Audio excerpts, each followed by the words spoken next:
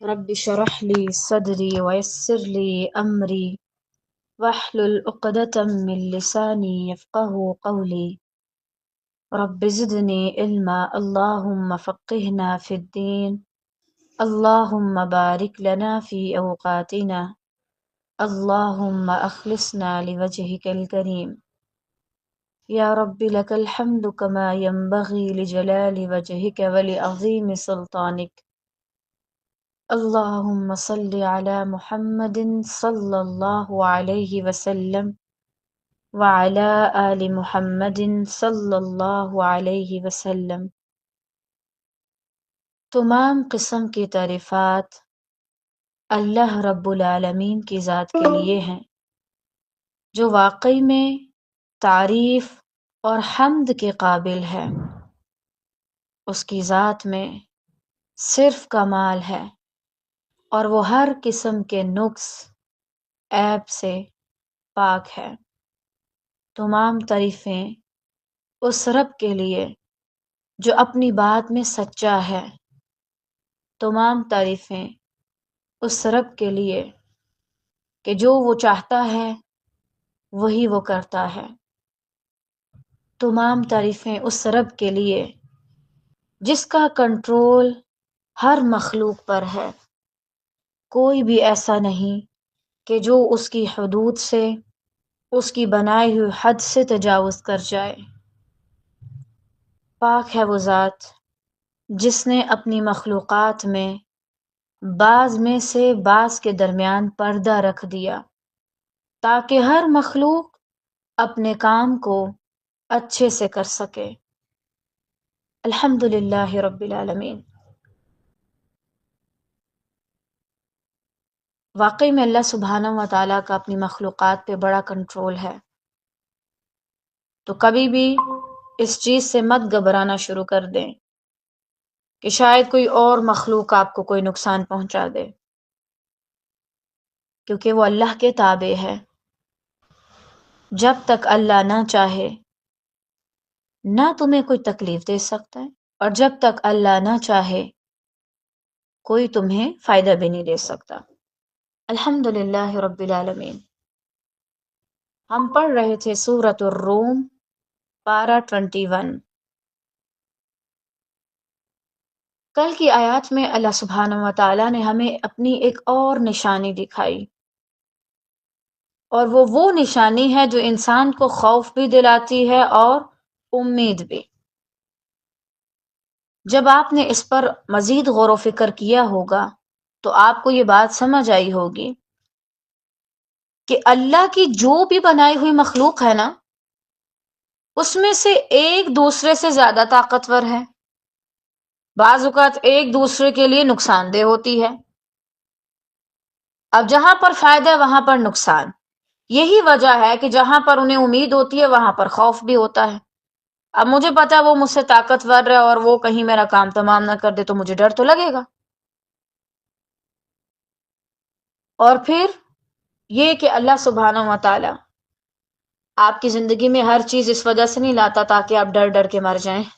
بہت سی چیزیں آپ کی زندگی میں اس لیے لاتا ہے تاکہ وہ آپ کو وہ خیر دے جو آپ کو بھی اور آپ کی آئندہ آنے والی نسلوں کو بھی فائدہ دے، جیسے زمین اور اس پہ اگنے والا اناج اور یہ پانی دیتا ہے۔ آج انشاءاللہ ہم دیکھیں گے آیہ 25 سے۔ قرآن مجید کا دو حصے پڑھ کے اور خاص طور سے یہ تیسرا حصہ سٹارٹ کر کے مجھے ایسے لگ رہا ہے کہ یہاں پر اللہ تعالیٰ کا جو طریقہ ہے وہ پہلے سے تھوڑا سا چینج ہوا ہے۔ یعنی کیسے؟ اب اللہ سبحانہ و تعالیٰ ہمیں ان چیزوں کی طرف دھیان کرنے کا کہہ رہے ہیں جو ہمارے ارد گرد ہیں، اور غور و فکر کی طرف دعوت دے رہے ہیں۔ کیوں ایسا کیوں ہے؟ دیکھیں، جب آپ احکامات کو جان لیتے ہیں، آپ ان پر عمل کرنا شروع کر دیتے ہیں، مثلا آپ نماز پڑھنا شروع ہو گیا، آپ نے پردہ شروع کر دیا، لیکن ایمان تب تک آپ کے دل میں راسخ نہیں ہوگا جب تک آپ اللہ کی معرفت حاصل نہ کر رہے۔ اللہ کو پہچان نہ لیں، اور جو اللہ کے علاوہ باقی چیزیں آپ کو بڑی بڑی نظر آتی ہیں، مثلا زمین ہے وہ ہلنا نہ شروع کر دے، آسمان ہے وہ گر نہ پڑے معاذ اللہ، اور مخلوقات ہیں وہ نگل نہ لے، جب تک آپ ان کی حقیقت کو بھی نہیں سمجھیں گے آپ کا ایمان اس لیول پہ نہیں آئے گا، اور غور و فکر کے ذریعے آپ کو اللہ کی معرفت بھی نہیں آئیں گی۔ تو یہ دونوں چیزیں ضروری ہیں، اسی لیے اللہ سبحانہ وتعالیٰ ابھی ہمیں غور و فکر کی دعوت دے رہے ہیں، اور غور و فکر کے ذریعے چاہ رہے ہیں کہ ہم اللہ کے ساتھ اپنا تعلق مضبوط کریں، ہم اب بھی سمجھ جائیں کہ ساری طاقت اللہ کے لیے ہے، اور باقی سب تو بے بس، عاجز، مجبور ہے۔ اب اسی طرح اللہ تعالیٰ اگلی آیت میں بھی ایک اور نشانی کا تذکرہ کریں گے اپنی قدرت کو ظاہر کرنے کے لیے۔ جب بھی آپ اللہ کی کوئی نئی نشانی پڑھیں تو لازماً کہیں سبحان اللہ و بحمدہ الحمد للہ رب العالمین، کیونکہ جب سے ہم نے تسبیح اور حمد کے بارے میں پڑھا تب ہی سے ایسی آیات سٹارٹ ہوئی ہیں۔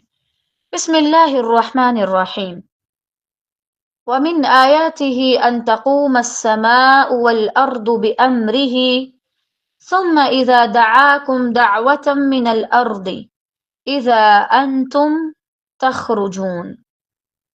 اس کی ایک نشانی یہ بھی ہے،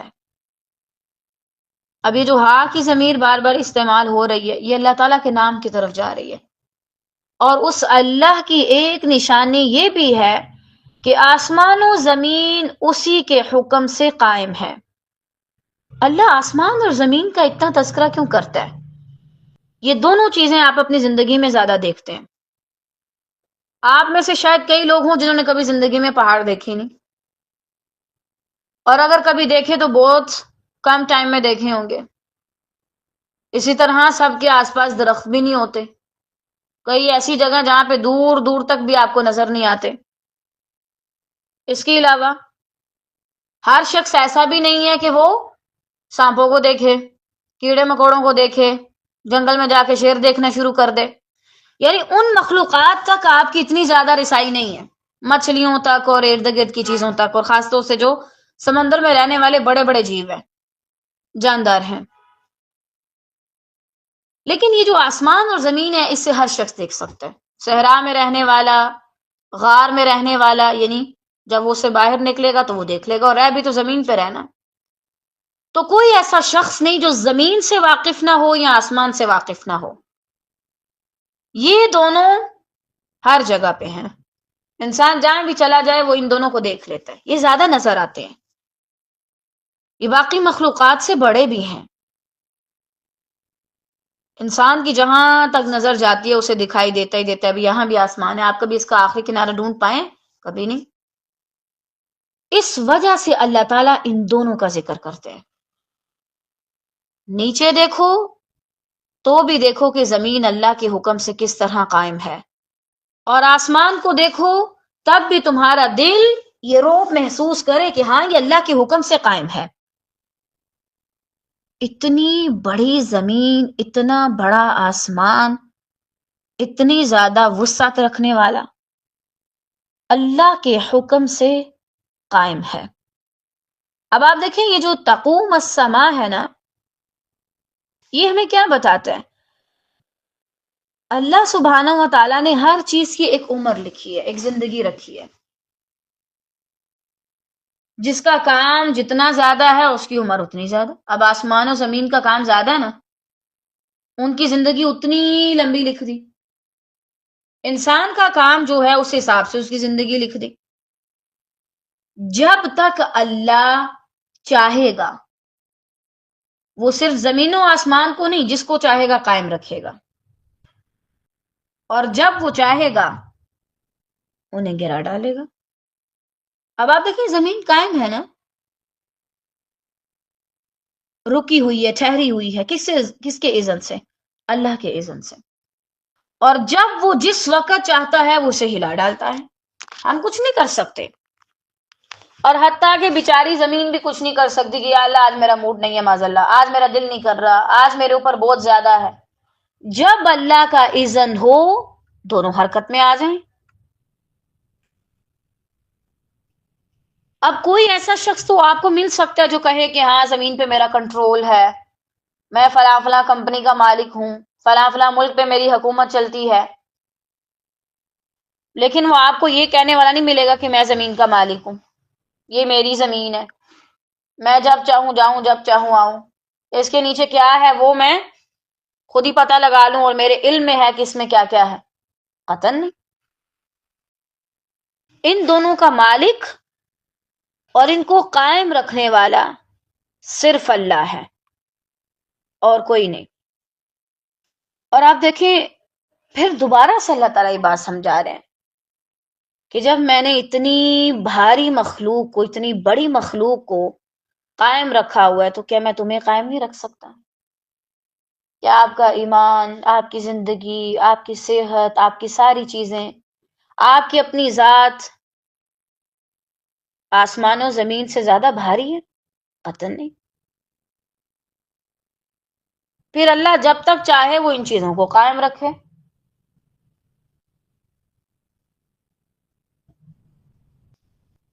تو کبھی بھی اگر زندگی میں کسی لحاظ سے کمزوری محسوس ہو، پریشانی ہو، تو اسی کے پاس جائیں جس نے زمین و آسمان کو قائم رکھا ہوا ہے، تھاما ہوا ہے، اسی سے جا کے آپ بھی مدد لیں۔ اللہ تعالیٰ کہتے ہیں پھر جب وہ تمہیں آواز دے گا، صرف ایک بار کی آواز کے ساتھ ہی تم سب کے سب زمین سے نکل آؤ گے۔ یعنی جب قیامت برپا ہوگی تو آسمان و زمین کا یہ سارا نظام جو اس وقت اس کے حکم سے قائم ہے درم برم ہو جائے گا۔ پھر انسان اپنی قبروں سے نکل کر زندہ ہو کر باہر آئیں گے۔ اللہ تعالیٰ اصل میں یہی بتانا چاہ رہا ہے کہ اگر میں نے اس کو قائم رکھا ہوا ہے نا تو میں جب چاہوں اسے گرا دوں۔ اللہ تعالیٰ نے بجائے اس کے کہ یہ کہا میں یہ سارا کچھ ختم کروں گا، اللہ تعالیٰ نے کہا تمہیں دوبارہ زندہ کر دوں گا۔ اٹس مین کہ ہر چیز فنا ہو جائے گی، ختم ہو جائے گی، جو جو زمین کے اوپر ہے یا آئندہ آئے گا وہ سارے کے سارے ختم ہو جائیں گے۔ یہ ہماری زندگی کی بہت بڑی حقیقت ہے۔ میری اور آپ کی زندگی بڑی غیر یقینی ہے، لیکن موت کنفرم ہے، پکی ہے، یقینی ہے، یہ تو ہوگی ہوگی۔ اب اس چیز سے ڈرنا کیوں؟ دیکھیں واللہ اللہ مجھے اتنی زندگی دے کہ جب سے دنیا بنی وہ مجھے تب سے بنا دیتا، اور جب دنیا ختم ہوگی تب وہ مجھے ختم کرے، اور میں مسلسل اللہ کی عبادت کرتی رہوں، تب بھی میں اپنی عبادت کی وجہ سے جنت میں جا ہی نہیں سکتی۔ اب اس کا یہ مطلب نہیں کہ عبادت کرنا چھوڑ دیں، میں تو جاؤں گی اللہ کی رحمت کی وجہ سے جنت میں، اپنے عمل کی وجہ سے تو قطعا نہیں جا سکتی۔ اور اللہ کی رحمت کب آتی ہے؟ جب آپ اللہ پر ایمان لاتے ہیں، اس کی باتوں کو ویلیو دیتے ہیں، اس کے لیے کوشش کرتے ہیں، اس کو راضی کرنے میں لگے رہتے ہیں، تو اس سے ڈرنے کی بات تو ہے ہی نہیں۔ آج ہو یا کل ہو یا جب بھی ہو، خیر سے چھوٹیں گے تبھی جب اللہ ساتھ دے گا، تو پھر اٹس مین کہ اپنی تیاری کرو۔ اچھا دوسرا، اس آیت کو پڑھنے کے بعد آپ کو کیا لگ رہا ہے یہ کیا چیز ہے؟ یہ ہم سب کی زندگی کی سب سے بڑی مصیبت ہے۔ مصیبت کیوں ہے یہ؟ اچانک آئے گی اور آئے گی ہی آئے گی، لیکن ہم کہاں اٹکے ہوئے ہیں؟ مثلا کوئی کامیاب نہیں ہوتا تو وہ بہت زیادہ ٹینشن میں ہے۔ کیوں ٹینشن میں ہے؟ کہ بھائی مجھے کامیابی نہیں ملتی، وہ اس وجہ سے رو رہا ہے، اور اس نے اپنی زندگی کو ایک عجیب سا ڈپریشن دے دی ہے، ہر وقت انزائٹی میں ہے، سٹریس لے رہا ہے، اور دوسروں پر بھی دباؤ ڈال رہا ہے، اس کا اثر دوسروں تک بھی جا رہا ہے۔ اب اس بندے کو کیا ٹینشن ہے؟ میں کامیاب نہیں ہوا، ایک کے نمبر کم آ گئی، اسے اس کی ٹینشن ہے، ایک غریب رہ گیا، اسے مال کمایا نہیں جا رہا، اس کی جاب نہیں لگ رہی، وہ پریشانی میں ہے۔ کبھی کبھار اگر آپ کسی شخص کو بیٹھے ہوئے دیکھیں، آپ کو لگتا ہے پتہ نہیں کیوں پریشان ہے، پتہ نہیں شاید اس کے پاس کچھ بچا ہی نہیں معاذ اللہ، لیکن کیا ہے جی، میری سیلری ابھی تک صرف 1 لاکھ ہے یا 2 لاکھ ہے، اس سے زیادہ ہو ہی نہیں رہی۔ تو اسی لیے میں بہت زیادہ پریشان ہوں. یعنی ہم نے اپنی زندگی میں فالتو کے غم پالے ہوئے ہیں. یہ ہماری زندگی کی وہ حقیقت ہے جو عنقریب ہمارے اوپر گزرے گی. اب اگر کوئی بیمار ہے، اللہ تعالیٰ سب کو صحت دے خیر سے، لیکن اگر کوئی بیمار ہے تو کیا مطلب ہے کہ بھائی بس وہ اس ٹینشن میں رہے ہمیشہ، اور بس اسی کو اپنا سارا مقصد بنا کے کہ بھائی مجھے تو کچھ نہیں ملا اور روتا پیٹتا رہے. تیاری کرو اس دن کی جس دن تم خود بخود اس کی ایک آواز پہ زمین سے نکل آؤ گے. خوبصورت ہو نہیں ہو، مالدار ہو نہیں ہو، عہدہ ہے نہیں ہے، شہرت ہے نہیں ہے، لوگ تم سے محبت کرتے ہیں نہیں کرتے ہیں، جس بھی حال میں ہو تم دفنا دیے جاؤ گے، پھر وہاں سے نکال لیے جاؤ گے. اب کوئی کچھ حاصل کر کے مرے دفن ہو، یا بنا حاصل کیے دفن ہو، کچھ ساتھ لے کے جائے گا؟ پتہ نہیں. جب دفن ہی ہونا ہے تو پھر کس چیز کو زندہ رکھو؟ ایمان کو. اپنے ایمان پہ کام کرو. کبھی کبھار کیا ہوتا ہے نا، ہم کہتے ہیں یا اللہ میری زندگی میں یہ والی ٹینشن ہے، مثلا کسی کو اگر رشتہ نہیں مل رہا اچھا، یا اللہ میری زندگی میں یہ بہت بڑی ٹینشن ہے، مجھے قرآن سے جواب دیں. وہ قرآن کھولتا ہے، اس کو ہر طرف جہنم کی آیات اور قیامت کی آیات اور اللہ سے ڈرنے کی آیات دکھائی دیتی ہیں. وہ کیا کہتے ہیں؟ بھائی مجھے تو قرآن سے جواب ہی نہیں ملا. لیکن واللہ کبھی کبھار جب آپ قرآن مجید کی طرف آتے ہیں نا کہ یہ ہمیں جواب دے، تو وہ ضروری نہیں ہے آپ کو یہی بتا دے کہ آپ کا رشتہ کب ہوگا، کتنے بجے ہوگا، کون سی عمر میں ہوگا. کبھی کبھار وہ آپ کو بتاتا ہے کہ اس سے سیریس میٹر آپ کی زندگی میں آنے والا ہے، اس کے لیے تیاری کیجیے. اس سے زیادہ سنجیدگی والا معاملہ آپ پر عنقریب آ پڑے گا، آپ اس کی تیاری کیجیے. تو دنیا کو اتنا زیادہ سیریس لینے کی ضرورت نہیں ہے. یہ کچھ دن کی بات ہے. قارون جیسے لوگ آ کے جب چلے گئے تو میں اور آپ کیا چیز ہیں؟ کیا آپ نے اس دن کی تیاری کی ہے جس دن آواز لگائی جائے گی اور آپ کو بلایا جائے گا؟ اچھا کبھی کبھار کیا ہوتا ہے نا، کوئی چیز مجھے بڑی انٹرسٹنگ لگ رہی ہوتی ہے، مجھے اس میں بہت اچھا لگ رہا ہوتا ہے، لیکن ایک دم سے جب مجھے یہ چیز یاد آتی ہے کہ اچھا ایک دن ختم ہونے جانا ہے، اینڈ ہے، ہر چیز ہر چیز کا مزہ چلا جاتا ہے. کسی چیز کا بھی مزہ نہیں آتا چاہے کتنی بھی اچھی کوئی چیز ہو. یہ ریالٹی ہے ہم سب کی زندگی کی. جو چیزیں آج ہمیں نظر آتی ہیں اور ہمیں تکلیف دیتی ہیں، ان سب سے کہیں بڑھ کے ہیں. ابھی تو چلے پھر بھی ایک بندہ اگر غریب ہے تو باقی اس کا ساتھ دے رہے ہوتے ہیں. ایک اگر پریشان ہے دوسرا سے تسلی دینے کے لیے آ جاتا ہے. ایک اگر بیمار ہے دوسرے اس کی کیئر کر رہے ہوتے ہیں. وہاں تو سارے علیحدہ علیحدہ ہوں گے. امیجن کریں کہ آپ بڑی بے بسی والی حالت میں ہیں، کوئی آپ کے آس پاس نہیں، آپ کو ضرورت ہے کس کی؟ کسی سہارے کی. کوئی آ کے آپ کو کوئی چیز پکڑا دے تو آپ کو کیسا محسوس ہوگا اگر وہاں پہ کوئی بھی نہ ہو؟ ایسی ہی کیفیت ان قریب ہم سب پہ آئے گی. بالکل تنہا، کوئی نہ دائیں ہے نہ بائیں. دو فرشتے ہیں کرامن کاتبین، انہوں نے پکڑا ہوا ہے، ایک نے ادھر سے ایک نے ادھر سے، بھاگنے نہ پائے اور اللہ کے پاس لے کے جا رہے ہیں.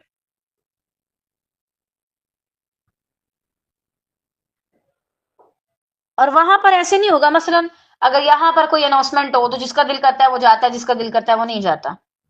یہ ایک ایسی اناؤنسمنٹ نہیں ہوگی جس میں آپ کو اختیار ملے گا نا. یہ ایسی اناؤنسمنٹ ہوگی کہ جس میں آپ کو کوئی اختیار حاصل نہیں کہ آپ وہاں پہ رکیں. بس ایک خود بخود والا کوئی سسٹم ہوگا کہ انسان خود بخود وہاں سے بھاگ کے جانا شروع ہو جائے گا. خود بخود وہ اس آواز کا پیچھا کرے گا، کہاں سے آ رہی آواز، اور اس آواز کی طرف چل پڑے گا.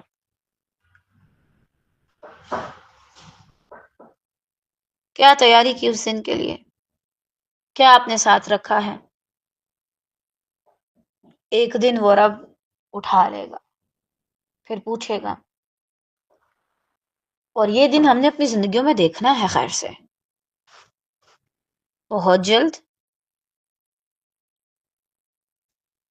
جیسے ہم کبھی 18 کے تھے، 16 17 کے تھے، لگتا تھا کہ پتہ نہیں 20 22 کے ہونے میں کتنا کو ٹائم لگے گا، 30 کے ہونے میں، 35 کے ہونے میں، 40 کے ہونے میں، پتہ ہی نہیں چلا 45 کے ہو گئے، 48 کے ہو گئے، 50 کے ہو گئے. ایسے ہی ابھی ہمیں لگتا ہے نا پتہ نہیں کب آئے گا یہ دن، لیکن یہ دن بھی ایسے ہی ایک دم سے آ جائے گا اور آپ کہیں گے اچھا اتنا ٹائم گزر بھی گیا، کہاں گزرا، مجھے تو پتہ ہی نہیں چلا. تو اللہ کے بندو ان سب ٹینشنوں کو سیریس مت لو. آ جائے ٹھیک ہے، اللہ کی طرف سے آزمائش ہے، پریشانی ہے، بیٹھو اللہ سے بات چیت کرو، لیکن ان کو اپنے سر پہ سوار مت کرو. اب اگر ہم انبیاء علیہ السلام کو دیکھیں تو انبیاء میں سے بعض پر جدائی بھی آئی، بعض پر غریبی بھی آئی، بعض پر بیماری بھی آئی، بعض پر تنہائی بھی آئی. اب آپ خود سوچیں یونس علیہ السلام کس جگہ میں تھے، جہاں پر کوئی آس پاس انسان تھا ہی نہیں دور دور تک کہ چلو بندہ کسی کو مدد کے لیے پکار لیتا ہے. یعنی ایسی جگہ پر تھے کہ نہ وہ کسی کو کوئی سگنل بھیج سکتے تھے، نہ کوئی میسج بھیج سکتے تھے، نہ کسی تک کوئی آواز پہنچا سکتے تھے. آپ خود سوچیں، آپ بالکل ایک الگ طرح کی مخلوق کے اندر پھنس چکے ہیں جو آپ کی بات بھی نہیں سمجھ سکتی. اس شخص کی کیا کیفیت ہوگی؟ لیکن انہوں نے اس حال میں کیا کیا؟ ڈپریشن میں چلے گئے، جینا چھوڑ دیا، ہلکان کر لیا خود کو؟ نہیں، سب تیاری کرتے رہے. یعقوب علیہ السلام کی جدائی میں رو رو کے آنکھیں نابینا ہو گئی. اللہ تعالیٰ ان پہ کروڑوں رحمتیں نازل کرے، لیکن وہ اللہ کو راضی کر رہے ہیں، اپنے اصل مقصد پہ ہیں. ایوب علیہ السلام اپنے آپ کو خارش کرتے پتھر سے، اور وہ پتھر ان کی ہڈی میں داخل ہو جاتا، اللہ اکبر، گوشت میں چلا جاتا، جسم میں داخل ہو جاتا ہے. اور وہ اس کیفیت میں کیا کر رہے ہیں؟ اپنے مقصد پہ کام کر رہے ہیں، اس دن کی تیاری کر رہے ہیں جس دن ان کو اٹھایا جائے گا اکیلے. اذا انتم تخرجون، آج اللہ بلاتا ہے آپ کو، یا ایھا الذین آمنوا، یوں منہ کیا ادھر، اذان آتی ہے حی علی الصلاح حی علی الفلاح، یوں منہ ادھر. جائے نماز پہ جانے کی بجائے منہ پھیر کے کچن میں چلی گئی، کبھی کچھ کر رہی ہے، کبھی کچھ کر رہی ہے. اللہ تعالیٰ کہہ رہے ہیں یدنین علیہن من جلابیبہن، اور آپ بڑی ایٹیٹیوڈ کے ساتھ انتہائی نازیبا لباس پہن کے باہر جا رہی ہیں. نبی صلی اللہ علیہ وسلم کی حدیث آتی ہے الحم والموت دیور موت ہے، اور آپ بیٹھی باتیں کر رہی ہیں، ہنس رہی ہیں، چھوٹا بھائی ہے میرا. ابھی تو آپ منہ موڑ سکتے ہیں، اس دن اللہ بلائے گا اور پھر زبردستی سب کو اکٹھا کرے گا.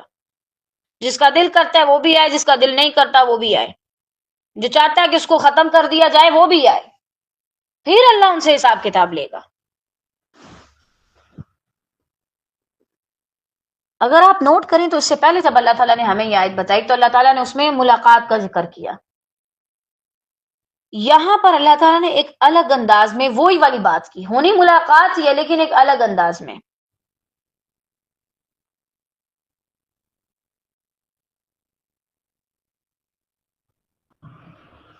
یہاں کہہ دیا کہ تمہیں آواز دے دی جائے گی اور تم آ جاؤ گے، نہ رک سکتے ہو، نہ چھپ سکتے ہو، نہ بچ سکتے ہو. اس لیے اپنی تیاری مکمل رکھو، آج انکار کرتے ہو کل نہیں کر سکتے. اچھا، اس آیت کو پڑھنے کے بعد نا ایک اور بات بھی سمجھ آتی ہے. دنیا میں اللہ سبحانہ و تعالیٰ نے بعض لوگوں کو بڑا اختیار دیا، اللہ تعالیٰ رحم کرے. ابھی جیسے فلسطین کے بارے میں ہم نے سنا کہ ان کے ساتھ کیا معاملہ کیا جا رہا ہے نا، سرخ لباس پہنا کر اور ان کو سزائے موت وغیرہ دیے جانا، اور انتہائی استغفر اللہ، اللہ کی پناہ، برے طریقے کے ساتھ. اب ہمیں لگتا ہے کہ اللہ نے اس گھٹیا نیتن یاہو کو اتنی مہلت کیوں دے دی؟ تو اللہ دیتا ہے. اللہ کی مہلت سالوں پر بھی ہو سکتی ہے، ہزاروں سالوں پر بھی ہو سکتی ہے اور دنوں پر بھی ہو سکتی ہے، گھنٹوں پر بھی ہو سکتی ہے، لیکن پھر جب وہ پکڑے گا ایک دم سے، اس دن بلائے گا، پھر نہیں چھوڑے گا۔ ابھی کے لیے تو ٹھیک ہے نا کہ آپ کو بتایا جا رہا ہے، آپ مانیں یا نہ مانیں، کل کو ماننا پڑے گا، زبردستی آپ سے سارا کام کروایا جائے گا۔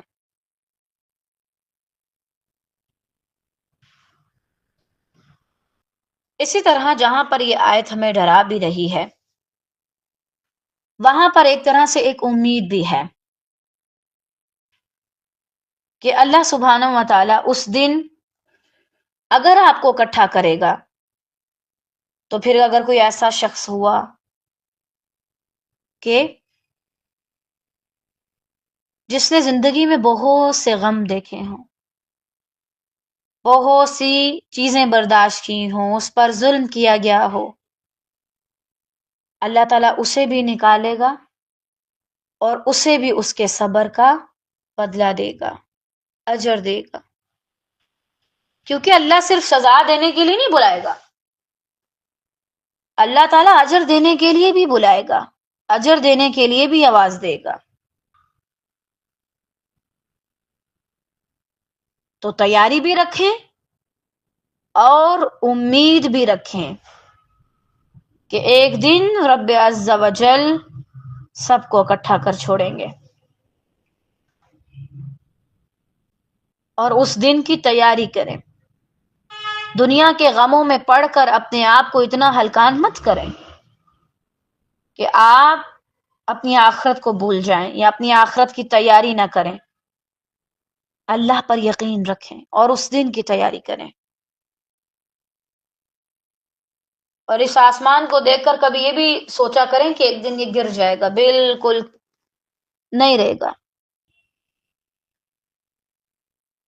اب یہ بتانے کے بعد کہ اللہ سبحانہ و تعالی کیسے ہر چیز پر اپنا کنٹرول رکھے ہوئے ہے اور کیسے ایک ہی آواز کے ساتھ سب کو اکٹھا کر لے گا، زمین سے نکال دے گا، اپنی قبروں سے وہ نکل آئیں گے، اگلی آیت میں اللہ سبحانہ و تعالی دوبارہ سے اپنی قدرت کا تذکرہ کر رہے ہیں۔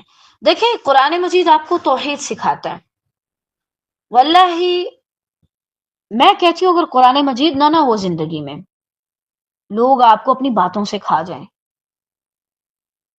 ڈرا ڈرا کے کھا جائیں آپ کو، کبھی اپنی طاقت کے بل بوتے پہ، کبھی ویسے ہی کسی جاہلیت کی بنا پر۔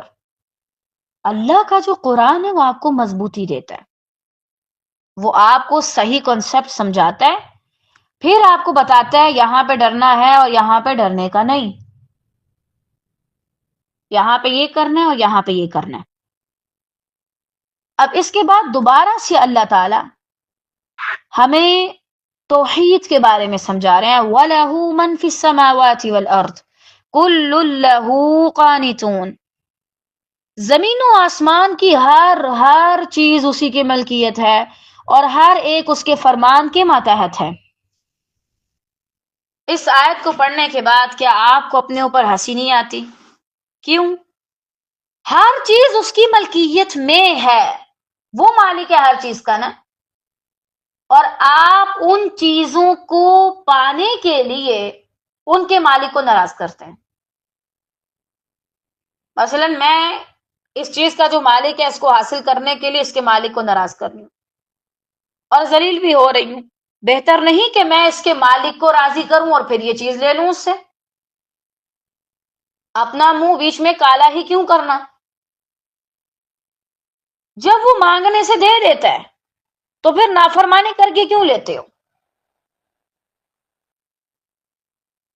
لیکن بہرحال ہر چیز میں کیا کچھ نہیں آتا، کوئی ایسی چیز ہے نہیں کہ جو اس سے مستثنا ہو معاذ اللہ۔ جس زمین پہ آپ بیٹھے، چاہے آپ پکڑ کے بیٹھے ہیں، چاہے آپ صاف زمین پہ بیٹھے ہیں، چاہے آپ نرم و ملائم گدے پہ بیٹھے ہیں، چاہے آپ چیئر پہ بیٹھے ہیں، ہر چیز کا مالک وہ ہے، آپ کا بھی مالک وہ ہے۔ اور نہ صرف یہ کہ وہ مالک ہے، ہر چیز قانتون، اس کی فرما بردار ہے، ماتحت ہے۔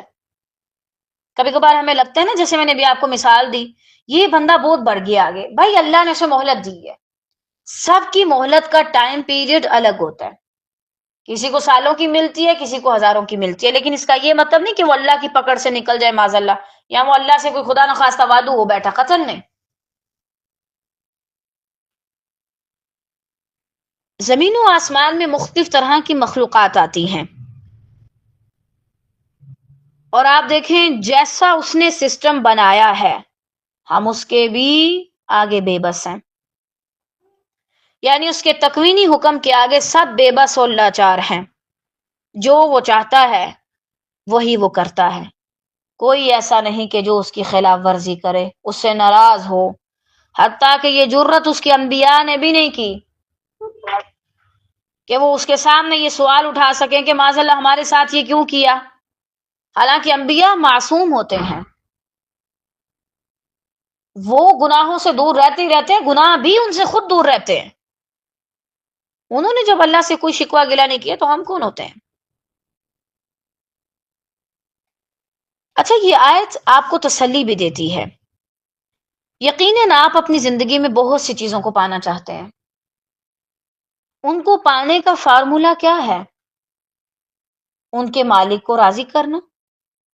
وہ مالک خوش ہو کر وہ چیز آپ کو دے دے.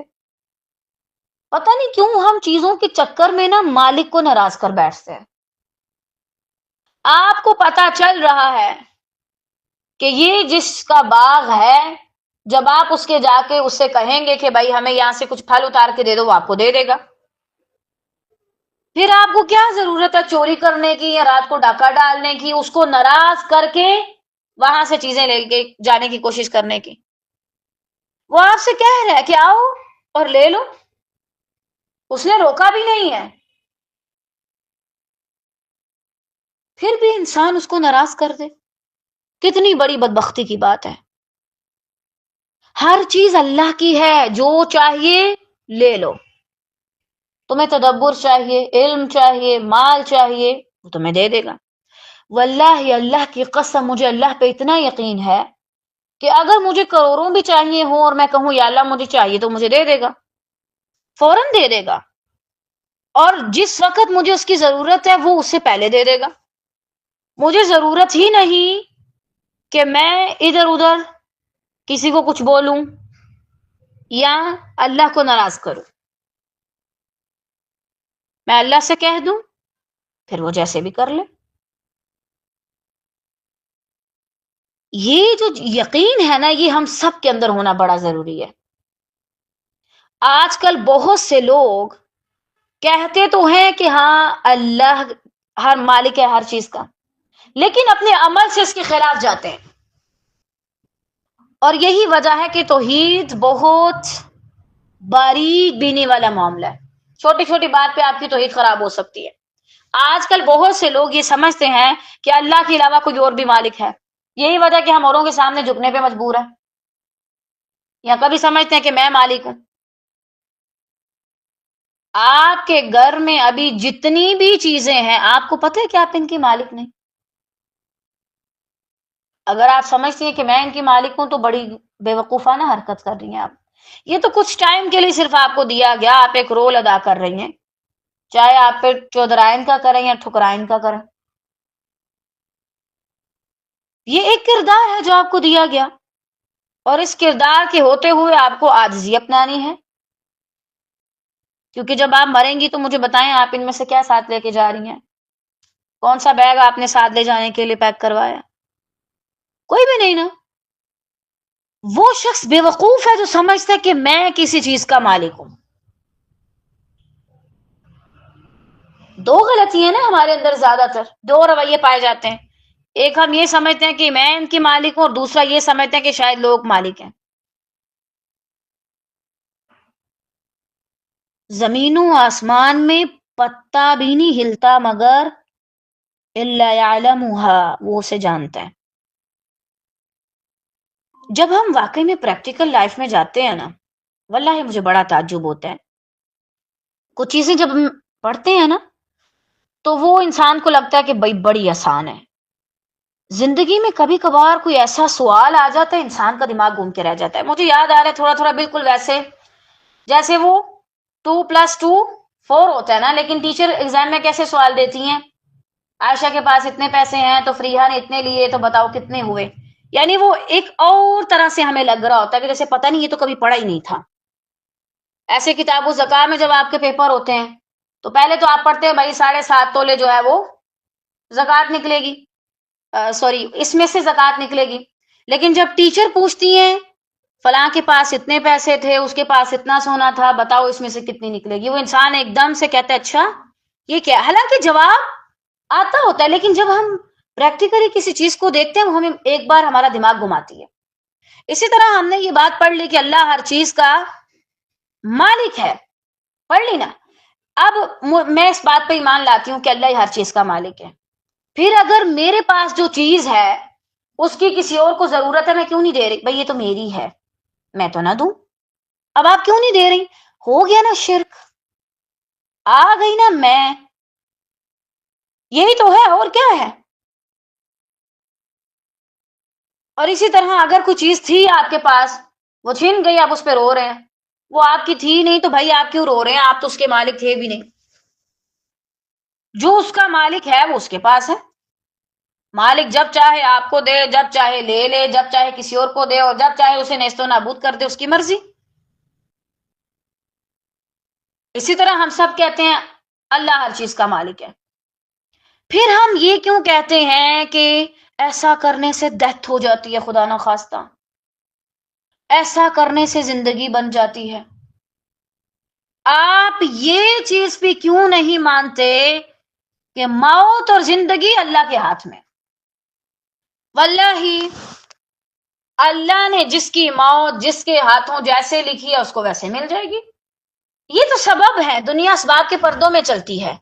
اس کا یہ مطلب نہیں ہے کہ وہ سبب ہے جو سارا کچھ کر رہا ہے. اٹس مین کہ سبب بنانے والا ہے کوئی اور وہ یہ سارا کچھ کر رہا ہے.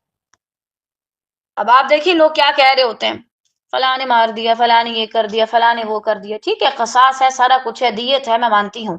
حکم کس کا ہے؟ اختیار کس نے دیا؟ اللہ نے.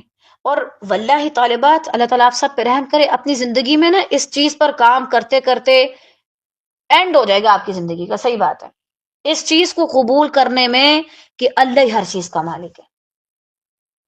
بہت جگہ پہ آپ کو بچانا پڑے گا. جو مار رہے ہیں وہ بھی اللہ کا، جس کو مارا جا رہا ہے وہ بھی اللہ کے، خود ہی حساب لے لے گا. اسی طرح عجیب عجیب طرح کے اپنی زندگی میں وہم پال لینا، زیادہ یہ چیز مت دکھاؤ، زیادہ شو آف مت کرو، زیادہ یہ مت کرو، زیادہ وہ مت کرو. بھائی کیا ہو جائے گا؟ کیوں ڈراتے ہیں ہمیں لوگ؟ کبھی بھی نہیں ہونا چاہیے. ان سب کا مالک صرف اور صرف اللہ تعالی. یہ یقین اپنا اتنا پکا کر لیں کہ کوئی سامنے چھری لے کے کھڑا ہو، گن لے کے کھڑا ہو، ہنس کے بول دو تم کچھ نہیں کر سکتے. واللہ اللہ نے میرا وقت لکھا ہے، میں اس کی ملکیت میں ہوں، وہ جب چاہے اپنی اس ملکیت کو لے جائے، تم تو کچھ نہیں بگاڑ سکتے میرا. اور ہاں اگر اللہ نے اسی وقت لکھا کہ وہ مجھے اپنے پاس بلائے گا تو وہ بلا لے گا. تمہیں مشقت کرنے کی ضرورت نہیں، تم تو صرف بیچ میں اپنا منہ کالا کر رہے ہو. اور لوگوں کی زندگیوں سے یہ والے جو خوف ہے وہ نکال دے. وہ کہتی ہیں اللہ ہر چیز کا مالک ہے، لیکن ان کے ایمان بڑے کمزور ہیں، چھوٹی چھوٹی چیز کو دیکھ کے ہل جاتے ہیں. اسی طرح صحت اور بیماری، یہ دینے والی ذات بھی اللہ ہی کی ہے. واللہ ہم میں سے کوئی کسی کی وجہ سے بیمار نہیں پڑتا. آپ دیکھیں کبھی کبھار کوئی شخص بڑا صحت مند ہوتا ہے، لوگ کہتے ہیں پتہ ہی نہیں چلا ایسے کیا ہوا. کبھی کبھار کوئی بڑا بیمار ہوتا ہے اور وہ سالوں تک زندہ رہتا ہے. اللہ کی مرضی. یہ چیزیں بھی اللہ کی طرف سے ہیں. میں مانتی ہوں کہ ہمارے دین میں نظر کا بھی کانسیپٹ ہے، بہت ساری چیزوں کا کانسیپٹ ہے. واللہ اگر آپ اللہ پر کامل یقین رکھیں گے تو آپ کی زندگی میں ایسا ویسا کچھ نہیں ہوگا. دیکھو بھائی میرے پاس صحت، اللہ اس کا مالک ہے، اور اگر مجھ پر کوئی بیماری بھی آ گئی تو کوئی مسئلہ نہیں، اللہ کی مرضی، اللہ آزما رہا ہے، اللہ کو سارا پتہ ہے۔ کبھی کبھار کہنا ہائے اللہ کو اس پہ ترس نہیں آتا، اللہ نے کیا کر دیا اس کے ساتھ۔ بھائی اللہ مالک ہے تو اللہ کو زیادہ پتہ ہے کس کے ساتھ کیا ہونا چاہیے کیا نہیں ہونا چاہیے۔ آپ اپنا معاملہ درست رکھیں اور دیکھیں، اگر ایک یہ جو گھر ہے مجھے دکھ رہا ہے، مثلا یہ فلاں شخص کا ہے، اور وہ اپنے گھر میں کوئی بھی چینج کر رہا ہے، کوئی چیز باہر نکال رہا ہے، کوئی چیز اندر لا رہا ہے، تو میں اسے کیا روک ٹوک کر سکتی ہوں کہ تم یہ کیوں کر رہے ہو؟ وہ کیا کہے گا، میرا گھر ہے میں جو مرضی کروں۔ اب جو ہمارے ارد گرد بھی اگر کوئی ہمیں بیمار انسان نظر آتا ہے تو وہ ہمارا تو ہے ہی نہیں، اللہ کا ہے، پھر اللہ جو چاہے اپنے بندوں کے ساتھ معاملہ کرے۔ اللہ ہر چیز کا مالک ہے، اللہ پہ یقین کریں اور ناراض مت ہوں، اور نہ یہ سمجھیں کہ شاید کوئی اور ہمیں بیمار کر سکتا ہے۔ اسی طرح ذلت اور عزت بھی، انسان کی زندگی میں یہ دونوں مرحلے آتے رہتے ہیں۔ کبھی کبھار اللہ اسے آزمانے کے لیے ذلت دے دیتا ہے، کبھی کبھار اللہ تعالیٰ اسے آزمانے کے لیے عزت دے دیتا ہے۔ اب اس میں بھی اپنا ایمان اللہ پہ پختہ رکھو۔ کبھی کبھار کیا ہوتا ہے، لوگ آپ کو ذلیل کرتے ہیں، واللہ میں ایک چیز سے بڑی حیران ہوتی ہوں، کبھی کبھار جو لوگ آپ کو ذلیل کر رہے ہوتے ہیں وہ بھول جاتے ہیں، پتہ نہیں ایسے کیسے ہوتا ہے، وہ بھول جاتے ہیں وہ باتیں جنہوں نے آپ کو کی ہوتی ہیں، شاید وہ بھول جاتے ہیں یا ان کو کبھی پچھتاوا ہوتا ہے، دوبارہ سے نارمل ہو جاتے ہیں۔ ایک وقت ہوتا ہے وہ لوگ آپ کو ذلیل کر رہے ہیں، اگلا وقت ہوتا ہے آپ کی عزت کر رہے ہوتے ہیں۔ اس کا مالک بھی اللہ ہے۔ آج کل لوگوں کے اندر یہ سارے ڈر کیوں ہیں؟ ہائے مجھے یہاں سے کچھ نہ ہو جائے، ہائے یہ میری بے عزتی نہ کر دے، میں ذلیل نہ ہو جاؤں۔ جب آپ یہ چیز مان لیں گے نا کہ ہر چیز کا مالک اللہ ہے، اور اللہ جب تک نہیں چاہتا کچھ نہیں ہوگا۔ بھائی اگر ایک پتا ہل رہا ہے اس کو پتا چل رہا ہے نا، تو ایسا کیسے ہو سکتا ہے میری زندگی میں کھچڑی بن جائے اور اس کو پتہ ہی نہ چلے؟ معاذ اللہ، پتا تو ہے نا اس کو، تو اٹس مین یہ کھچڑی نہیں ہے، یہ جو بھی ہو رہا ہے وہ صحیح ہو رہا ہے۔ اللہ زیادہ جانتا ہے اور ہم نہیں جانتے۔ ہر ایک اس کے فرمان کے ماتحت ہے۔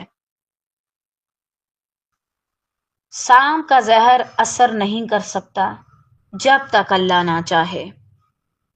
یہ سوچا کریں، کیونکہ جب ہماری زندگی میں ایسی چیزیں آتی ہیں نا ہم ایک دم بھول جاتے ہیں۔ یاد رکھا کریں یہ چیزیں،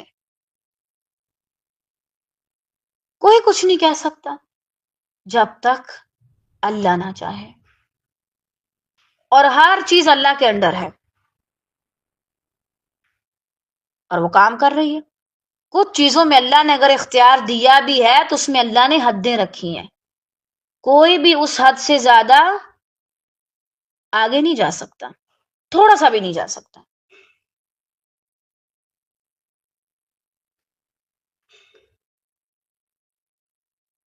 اس لیے جب آپ اپنی زبان سے کہتے ہیں کہ اللہ کی ملکیت میں کوئی بھی شریک نہیں، تو اپنے عمل سے بھی اس کا اظہار کریں اور اپنے دل سے اس چیز کو قبول کریں۔ اللہ کے علاوہ جو بھی ہے کوئی طاقت نہیں رکھتا، اللہ ہی ہر چیز کا مالک ہے۔ اور دیکھیں اللہ نے پہلے سے سارا کچھ بتایا نا، پیچھے دیکھیں بات کر دی کہ وہ تمہیں قبروں سے نکال دے گا، تو اب ظاہری بات ہے یہ مرنے کے بعد ہی سارا کچھ ہوگا نا، تو اب اس میں نہ ڈرنا نہ گھبرانا۔ اگر کوئی چلا گیا دنیا سے تو پھر یہ نہیں ہے کہ بس اس کا غم لے کے بیٹھ جاؤ، بھئی اللہ کی ملکیت تھی، اللہ لے گیا۔ اللہ کی رضا میں راضی ہونا سیکھ لیں۔ ابھی جو ہم اپنی زندگی میں دیکھ رہے ہیں نا وہ چھوٹی چھوٹی چیزیں ہیں، اس کے بعد زندگی میں بڑی بڑی چیزیں آنی ہیں۔ بعض نے آپ کو مرتے ہوئے دیکھنا ہے اور بعض کو آپ نے مرتے ہوئے دیکھنا ہے، اور اس کے بعد پھر موت، قبر، حشر، میزان، الصراط، سارا کچھ دیکھنا ہے۔ لہٰذا دل چھوٹا مت کریں اور تیاری کریں بھرپور طریقے سے اپنی آخرت کی، اور اپنے اس وقت کو ضائع مت کریں۔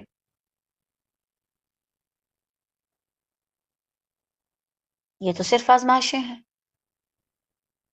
اور جو بھی ہو رہا ہے اللہ کے اذن سے ہو رہا ہے، کچھ بھی اس کی ملکیت سے باہر نہیں ہے معاذ اللہ۔ اچھا، اسی طرح کبھی بھی کسی چیز کو اپنی ملکیت نہ سمجھیں. جیسے میں نے آپ کو پہلے کہا نا، اس کو تو لازماً اس جگہ پہ رکھ کے لگا دیں جہاں پہ آپ کو اکثر دکھے. اگر ہم چاہیں ہر کچھ سارا کچھ ہماری مرضی کے مطابق ہو، لوگ ہماری مرضی کے مطابق چلیں، تو بھائی ایسا نہیں ہو سکتا. سب اللہ کے ماتحت ہیں. آپ کسی پہ اتنا زیادہ اختیار حاصل نہیں کر سکتے، یہ آپ کو ذلیل کر دے گا. اللہ نے کہیں نہیں کہا کہ یہ سیارہ تمہارے نام کر دوں گا. ہاں، اس نے جنت بنائی ہے، وہاں جا کے لو. حاکمیت، ملکیت تو صرف اللہ کی ہے. اب اس کے بعد اگلی آیت میں دوبارہ سے اللہ سبحانہ و تعالیٰ ذکر کریں گے پہلی بار بنانے کا، اور پھر دوسری بار بنانے کا، پھر اٹھانے کا. اور اس چیز سے حیران مت ہوا کریں کہ اللہ تعالیٰ بار بار ایک بات کیوں کرتے ہیں. وہ اسی لیے کرتے ہیں تاکہ ہم سمجھ جائیں. ہو سکتا ہے اگر کسی نے پہلے دھیان سے نہ سنا ہو تو وہ اب سن لے. اگلی آیت انشاءاللہ خیر سے ہم کل پڑھیں گے. اللہ تعالیٰ سے دعا ہے کہ وہ ہم سب سے راضی ہو جائے اور ہم سے اپنے دین کا بہترین کام لے. الہ العالمین، بلا شبہ اس وقت آپ ہمیں دیکھ بھی رہے ہیں اور سن بھی رہے ہیں.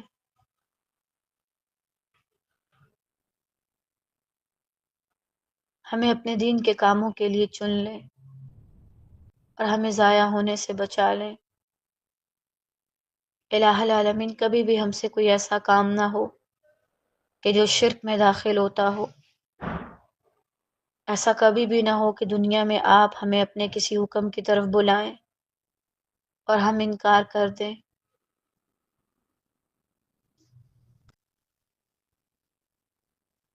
الہ العالمین، ہمیں اپنے دین کے کاموں کے لیے چن لیں اور ہمیں ضائع ہونے سے بچا لیں. ہمارے والدین، گھر والے اور ہمارے قریبی لوگوں پر رحم فرمائیں خیر اور عافیت کے ساتھ. اللہ تعالیٰ ایسا کبھی بھی نہ ہو کہ کوئی ایسی آزمائش، رکاوٹ آ جائے کہ ہم آپ کا کام چھوڑ دیں یا ہم مجبور کر دیے جائیں کہ ہم اس کام سے پیچھے ہٹ جائیں. الہ العالمین، اس رستے پر چلنا اب ہماری زندگی کا مقصد ہے. واللہ اس کے علاوہ اور کچھ نہیں ہمارے پاس کرنے کو. بس ہمیں اس رستے میں قبول کر کے استقامت دیجیے اور ہم سے راضی ہو جائیے. الہ العالمین، ہم سب کو ہمارے گھروں میں سے بھی ہارون عطا کیجیے تاکہ وہ ہمارے ساتھ مل کے آپ کے دین کا بہترین کام کر سکیں. اللہ تعالیٰ، جو آزمائشیں ہیں اگر وہ آپ کی طرف سے امتحان ہیں تو واللہ ہی ہمیں کوئی اعتراض نہیں اور ہم خوش ہیں، راضی ہیں. لیکن اگر یہ آپ کی طرف سے سزا ہیں تو ہمیں معاف کر دیجیے الہ العالمین. خیر اور عافیت کے ساتھ آمین یا رب العالمین. بارک اللہ فیک.